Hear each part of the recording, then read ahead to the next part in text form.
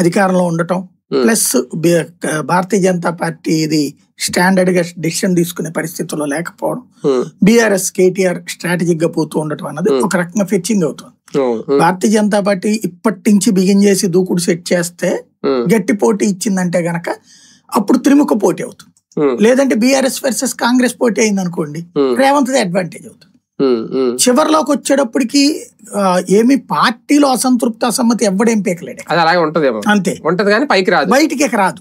Next elections కూడా రేవంత్ రెడ్డికి CM candidate, అంతే. అప్పుడు సీఎం గా గెలిపిస్తారా లేదా అని జనం డిసైడ్ చేస్తారు.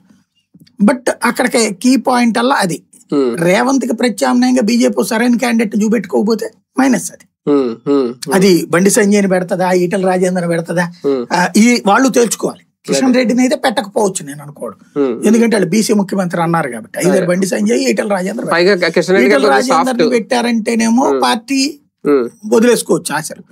ఎందుకంటే ఆయన తనదైనటువంటి రూట్ లో ఆలోచిస్తున్నాడు కానీ లైక్ ఇదివరకు మనకు ఆంధ్రాలో కన్నా లక్ష్మీనారాయణ లాగా ఉంది. ఆయన మనుషులతో ఆయన సర్వైవ్ అవ్వాలనుకుంటున్నాడు కానీ బీజేపీ అబ్జర్వ్ చేసుకోవట్లేదు. బండి సంజయ్ వచ్చేటప్పటికి ఇదివరకు అబ్జర్వ్ చేసుకుంటే వీళ్ళు చెడగొట్టారు బండి సంజయ్, కాబట్టి అతనికి ఛాయిస్ ఉంది. అతన్ని ఇప్పటి నుంచినే అతనే సీఎం క్యాండిడేట్ అనే పాయింట్ తో ఇటు రెండు కోణాలు ఉంటది. ఒకటి బలిజా కాపు సామాజిక వర్గాల నుంచి పూర్తి ఇది ఉంటది, ప్లస్ బీసీ సామాజిక వర్గం నుంచి అనుకోవడానికి వీలుంటది. అలా కాకపోయింది అనుకోండి ఈ దెబ్బ అవుతుంది. అది డిసైడ్ చేసేసుకోవాలి ఇప్పుడే. ఏదో ఎలక్షన్ ముందు చేద్దాంలే అనుకుంటే కష్టం, ఎందుకంటే ఇంకా 3 ఏళ్లే ఉంది, సరిగ్గా 2.5 ఏళ్ళు జాగ్రత్తగా లెక్కేసుకోవాలి. కాబట్టి తేల్చుకోవాలి. బీఆర్ఎస్ కూడా తేల్చుకోవాలి, కేసీఆర్ సీఎం కేటీఆర్ సీఎం.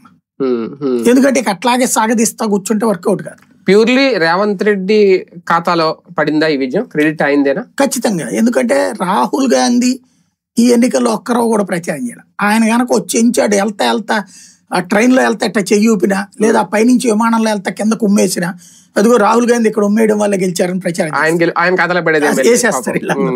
కానీ ఆయన రాహుల్ గాంధీ నెలల తరబడి తీగిన బీహార్ ఏమో దారుణంగా ఓడిపోయింది, ఇక్కడ అసలు తిరగకపోతే గెలిచి. కానీ డౌట్ సార్ ఒకటి, ఓకే బీఆర్ఎస్ వాళ్ళు ఆరోపిస్తున్నారని కాదు కానీ వాళ్ళన్నట్టు 6 గ్యారంటీలు పూర్తిగా అయితే చేయలేదు, వాస్తవంగా మాట్లాడుకుంటేనే చేయలేదు. మనకి ఇక్కడ ఎలా సూపర్ సిస్టర్ అక్కడ కూడా అంతే. అయినా సరే రేవంత్ రెడ్డిని నమ్మారా, కాంగ్రెస్ ప్రభుత్వాన్ని నమ్మారా, నవీన్ యాదవ్ నమ్మారా జూబ్లీ హిల్స్ ప్రజలు? లేదు, అక్కడ కూడా మైనారిటీలు బాగానే ఉంటారట, అలాగే కమ్మ సామాజిక వర్గం